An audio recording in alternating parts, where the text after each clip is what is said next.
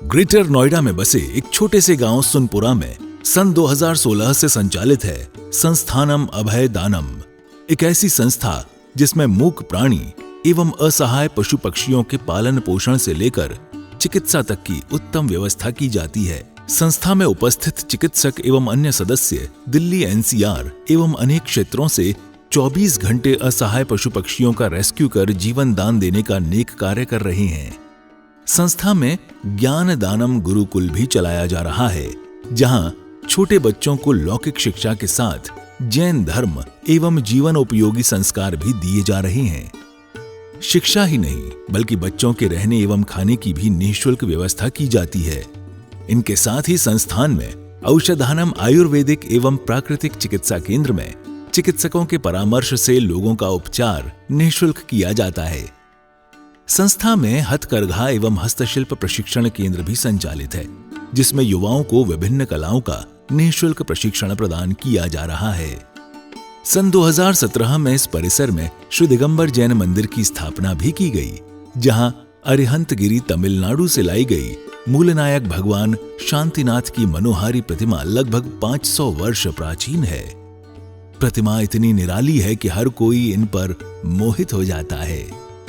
मंदिर जी में प्रतिदिन प्रभु का अभिषेक, शांति धारा एवं पूजन होता है। वर्तमान में पशुजन्य दुग्ध पदार्थ क्रूरता मुक्त न होने के कारण यहाँ अभिषेक हेतु वनस्पति जन्य विकल्पों जैसे कि नारियल जल, पुष्प एवं फलों के रसों का प्रयोग किया जाता है।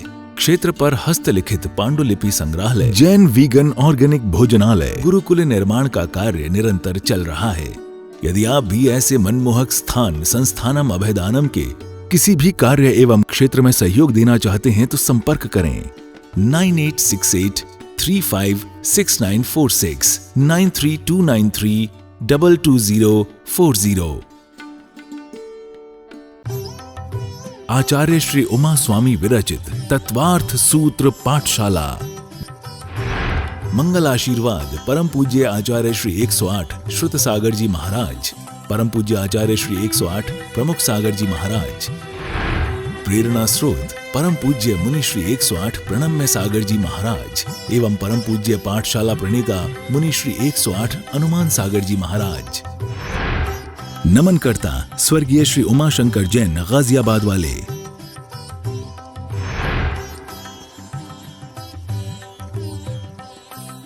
आप लोग यहाँ तत्वार्थ सूत्र का स्वाध्याय कर रहे हैं।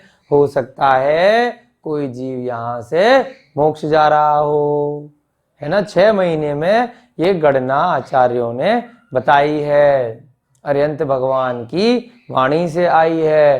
तो इसका मतलब क्या है कि हर काल में अभी कैसे मोक्ष जा रहे हैं, फिर अभी ऐसे मोक्ष जा रहे हैं जब आप तीसरे अध्याय में देखेंगे। अभी हम लोग कहाँ पर हैं? भरत क्षेत्र के आर्यखंड में। विदेह क्षेत्र से तो अभी भी मोक्ष है, तो वहां से जा रहे होंगे। और बहुत सारी जगह हैं विदेह क्षेत्र के अंदर, तो इसलिए हमेशा इतने जीव तो कम से कम मोक्ष जाते ही हैं। तो घबराने वाली बात नहीं है कि हमें मोक्ष नहीं हो सकता। कितने सारे जीव मोक्ष जा रहे हैं, तो कभी ना कभी हम लोगों का भी नंबर जरूर आएगा। लेकिन उस नंबर को आने से पहले क्या करना पड़ेगा? जितने भी जीव मोक्ष गए हैं उन्होंने किसी ना किसी रूप में, किसी ना किसी भाव में, किसी ना किसी अपनी भाषा में तत्वार्थ सूत्र का मन वचन काया से अध्ययन, स्वाध्याय, मनन, चिंतन अवश्य किया होगा। तो हमें आज करने का मौका मिल रहा है, तो हमने इस समय को व्यर्थ नहीं जाने देना है। हमने अगर मोक्ष जाना है तो हमें सब तत्वार्थ सूत्र का स्वाध्याय बहुत ही अच्छे से, गंभीरता से करना चाहिए। केवल ज्ञान के साथ में इसलिए बताया कि जब केवल ज्ञान होगा तो मोक्ष अवश्य हो जाएगा। तो इसलिए जब इतने सारे जीव 608 जीव मोक्ष जा रहे हैं 6 महीने 8 समय में, तो हमें भी अपना प्रयास करते रहना है। आज हम 29वां सूत्र करेंगे। केवल ज्ञान का सूत्र आ रहा है, सर्वद्रव्य पर्यायेषु केवलस्य। सर्व 26वें सूत्र में क्या था? असर्व, यानी कि सभी नहीं। यहां पर क्या आ गया? सर्व। सर्व द्रव्य पर्यायेषु केवलस्य। जिसमें सूत्र में क्या था कि मति श्रुत ज्ञान है वो असर्व पर्याय को जानता है, यानी कि सभी पर्यायों को नहीं जानता। किसकी? द्रव्यों की। यहाँ क्या है उसका विपरीत? सर्वद्रव्य, यानी कि सभी पर्यायों को जानता है। किसकी? द्रव्य की। द्रव्य कौन कौन से थे? जीव, उद्गल, धर्म, अधर्म, आकाश और कार। सभी द्रव्यों की सभी पर्यायों को, सभी का मतलब जितनी भी पिछली अगली वर्तमान की पर्याय हैं, जितनी भी मतलब अनंत पर्याय, अनादिकाल से जीव इस संसार में जितने थे उतने ही हैं। एक भी जीव ना घटता है ना बढ़ता है। अब आप कहोगे भाई हमारे देखते देखते पॉपुलेशन इतनी बढ़ गई, पहले इतने करोड़ थी, अब सरकार कहती है इतने करोड़ हो गई, तो कहाँ से आ गए? जीव उतने ही हैं, पर्याय बदल गई। भाई पहले मच्छर होंगे, मच्छर वाले मनुष्य बन गए, जब पॉपुलेशन कम हो जाती है मनुष्य मर गए और दूसरे जीव बन गए। तो टोटल जीव की बात हो रही है, या टोटल की टोटल जीव हमेशा उतने ही रहते हैं। या ऐसा भी हो सकता है कि एक क्षेत्र में मनुष्य ज्यादा हो गए तो दूसरे क्षेत्र में कम हो गए, लेकिन पूरा जो 3 लोक है, ऊपर से सिद्धशिला से लेकर नीचे निगोद तक पूरा 14 राजू का आपका 3 लोक है, जिसका घन राजू में 343 घन राजू की गणना आई है। कितनी? 343 घन राजू। तो इसमें जितने जीव हैं वो सब उतने ही रहते हैं। जितने पुद्गल के परमाणु हैं, जितने पुद्गल के अणु या परमाणु हैं, वो सब उतने ही रहते हैं। बस उनकी क्या होती है? पर्याय बदल जाती है। अब ये पेन का हमने पहले उदाहरण लिया था, तो इसके पुद्गल के परमाणुओं में बहुत सारे परमाणु होंगे, है ना? प्लास्टिक होगी, इंक होगी, ढक्कन में बहुत सारी चीजें अंदर, वो सब परमाणुओं की गिनती उतनी ही है। तो प्रत्येक पुद्गल के भी अनंत पर्यायों को जान रहा है, खाली जीव की ही नहीं जान रहा। धर्म, अधर्म, आकाश, काल, ये सभी जो 6 द्रव्य हैं इनकी अनंत पर्यायों को जान रहा है। कौन सा ज्ञान जान रहा है? केवल ज्ञान। अब कैसे जान रहा है? केवल ज्ञान में जिस जीव को केवल ज्ञान हुआ वो स्वयं की भी अनंत पर्यायों को जान लेगा कि मैं आज यहाँ पर अरिहंत अवस्था में प्राप्त हुआ हूँ, तो मैं कहाँ कहाँ किस किस भव में क्या क्या कष्ट भोग के आया हूँ, कैसे कैसे मैंने, मेरे इस जीव ने कितनी अलग अलग पर्यायों को धारण किया है पिछले अनादिकाल से। और मेरे अलावा इस संसार में जितने भी दूसरे अन्य जीव हैं उनको भी जान लेता है। क्या वर्ड यूज किया? जान लेता है। उनके सभी जीवों को केवल जान रहा है, उनके सुख और दुख की अनुभूति नहीं करता। एक वर्ड यहाँ पर आता है केवली भगवान के लिए, ज्ञाता, दृष्टा, आत्म राम। केवली भगवान या सिद्ध भगवान, दोनों के लिए। यानी कि वो ज्ञाता, ज्ञाता माने जानने वाले, दृष्टा माने देखने वाले, आत्म राम अपनी आत्मा में मस्त रहने वाले। वो क्या कर रहे हैं? जान रहे हैं, देख रहे हैं, लेकिन मतलब कुछ नहीं है। कैसा है उनका ज्ञान? जैसे आपने दर्पण में अपना प्रतिबिंब देखा, तो क्या दर्पण के आगे अगर कोई काला आदमी आ गया तो उसने काला दिखा दिया, गोरा आ गया तो गोरा दिखा दिया, लंबा आ गया तो लंबा दिखा दिया, छोटा आ गया तो छोटा दिखा दिया। दर्पण को कोई फर्क पड़ रहा है क्या? उसको सुख और दुख हो रहा है क्या? नहीं हो रहा, लेकिन वो सभी का प्रतिबिंब दिखा रहा है। ऐसे ही केवली भगवान के ज्ञान में ये संसार के सभी द्रव्य और उसकी अनंत पर्याय झलकती हैं। उन्हें कोई मतलब नहीं होता कि कौन क्या कर रहा है, कौन मेरी पूजा कर रहा है, कौन मुझे गाली दे रहा है, कौन मेरा मंदिर बनवा रहा है और कौन मेरे मंदिर उजाड़ रहा है। भगवान को कोई मतलब नहीं है, लेकिन उस जीव के भावों को मतलब है। जो जीव जैसे कर्म करेगा वैसे वैसे उसके पुण्य और पाप का आश्रव होगा, बंद होगा। तो भगवान को कोई फर्क नहीं पड़ता। इन्हीं को हमने भगवान की संज्ञा दी। भगवान की संज्ञा क्यों दी?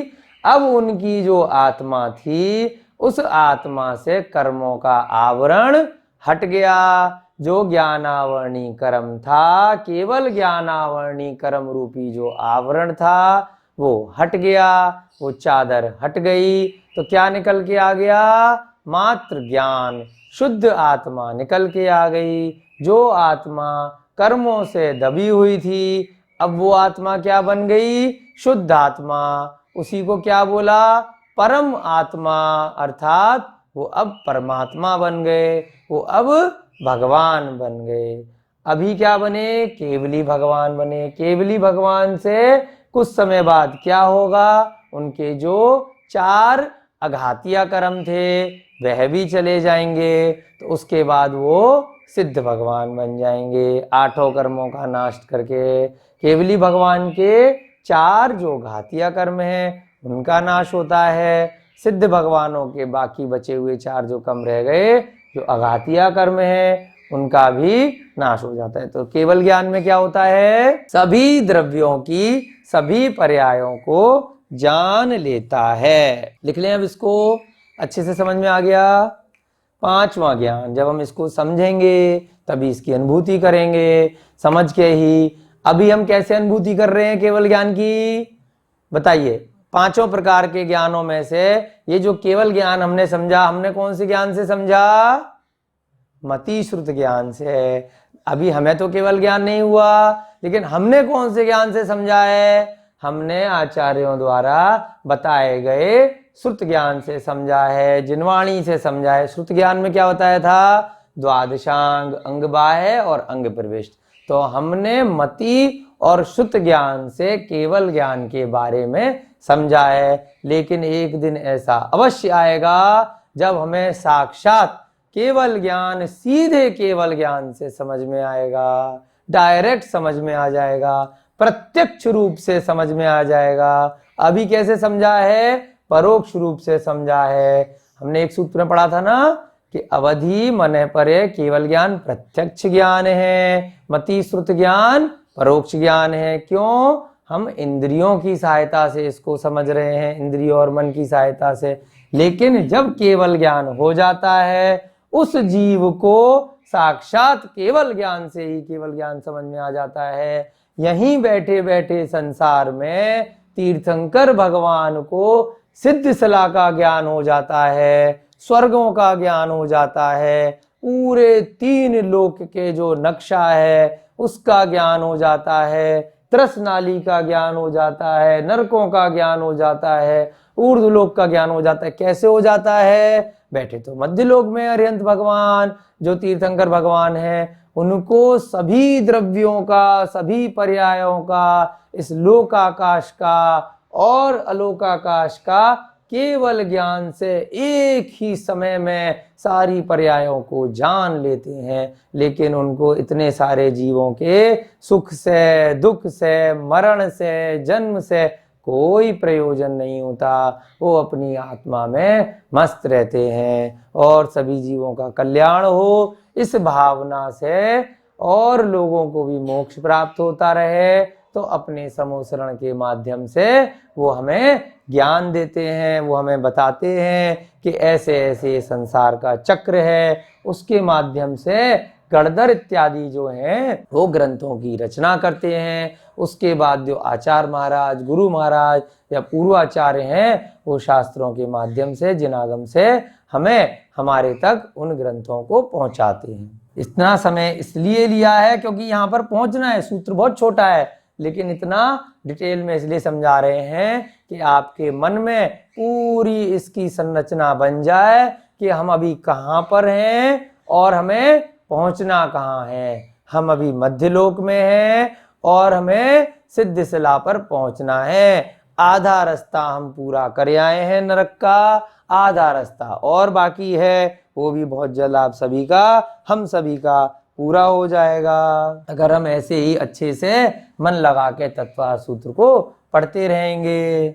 अर्थात केवल ज्ञान का विषय संबंध सभी द्रव्यों की, द्रव्य हमने कल बता ही दिए थे, 6 द्रव्य जो हैं, सर्व पर्यायेषु सभी पर्यायों से है और सभी द्रव्यों की सभी का मतलब सब में क्या आ गया भाई, जितनी भी पिछली पर्याय है यानी कि अनंत पर्याय माने जो पुद्गल रूप से उन जीवों की पर्याय बदलती जा रही है और पुद्गल के परमाणु भी पहले क्या थे वो सब जान रहे और उनकी सभी पर्यायों से है। अब इसमें आप नोट में लिख सकते हैं कि केवल ज्ञान में जो ज्ञान है वो दर्पण की तरह भगवान के ज्ञान में झलकता है। दर्पण का उदाहरण कई आचार्यों ने टीकाओं में दिया है। ऐसे जल का भी उदाहरण लेते हैं कि जैसे जल में प्रतिबिंब दिखता है लेकिन जल को कोई फर्क नहीं पड़ता कि किसका प्रतिबिंब है, वैसे ही दर्पण का उदाहरण है। दर्पण आप समझते हैं ना, शीशे को बोलते हैं। प्राकृतिक वातावरण में स्थित है। यहाँ बहुत सुंदर हसमुख प्रतिमाएं, नेमिनाथ भगवान की, मुनीश्वरत्व भगवान की दर्शन करके मन प्रफुल्लित हो जाता है। यहाँ पे गौशाला चल रही है, पशु पक्षियों के लिए प्राकृतिक वातावरण है और खाने की भी यहाँ उत्तम व्यवस्था है। बहुत ही अच्छा लगा, बार बार आने का मन कर रहा है। तीर्थंकर लेनी आना चाहिए। सभी जैन बंधु यहाँ पधारे और दर्शन करके अपने आप को कृतार्थ माने, धन्य माने। नदी के अंदर से ये प्रतिमा निकली है, ये पूरा मंदिर नदी में से निकला है। आप सभी को यहाँ के दर्शन करने चाहिए और जरूर से आना चाहिए। यहाँ पे गौशाला और हथकरघा का काम भी चलता है और बहुत ही अतिशयकारी प्रतिमा है, बहुत ही सुंदर, जिसको देखते ही मन ऐसा करता है कि बार बार यहाँ मंदिर आए और बार बार दर्शन करें। प्रतिमा इतनी अतिशयकारी है कि दोबारा वापस मंदिर फिर दर्शन करने आए हम लोग। आचार्य श्री उमा स्वामी विरचित तत्वार्थ सूत्र पाठशाला। मंगल आशीर्वाद परम पूज्य आचार्य श्री 108 श्रुत सागर जी महाराज, परम पूज्य आचार्य श्री 108 प्रमुख सागर जी महाराज। प्रेरणा स्रोत परम पूज्य मुनि श्री 108 प्रणम्य सागर जी महाराज एवं परम पूज्य पाठशाला प्रणेता मुनि श्री 108 हनुमान सागर जी महाराज। नमन करता स्वर्गीय श्री उमाशंकर जैन गाजियाबाद वाले। प्रायोजक ज्ञान दानम गुरुकुल।